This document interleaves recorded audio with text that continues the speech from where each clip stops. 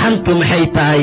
markaasuu ugu jawaabay dikraka akhaaka bimaa yakrah, waa walaalka oo aad ku sheegto wuxuu karahsanaayo, walaalka oo aad ku dhahda hadal uu nacaayo, waa walaalka inaad ku dhahdo wax qaab daran. saa darteed waa walaalka oo aad ku sheegto waxaan daayiq markaa u ahayn iyo wax markaa uu nacaayo. saxaabadu waxay dhaheen rasuulkii allow, waxa aan walaalkay ama walaashay ku sheegayo hadday ku sugan yihiin ka waran. rasuulku wuxuu yidhi waad xamatay sala allahu calayhi wasalam. haddaysan ku sugnayn ka waran, waad ku been abuuratay, waa buhtaan, waa been abuurad buu yidhi nebiga sala allahu calayhi wasalam. sidaa darteed waxay ku sugan yihiin iyo waxaysan ku sugnayn waan isugu darnay. buhtaan iyo ifki iyo been abuurad ayaa loo kordhiyey. war shaqada waxaan maanta shaqo ka dhigana aan iska dayna walaalayaal.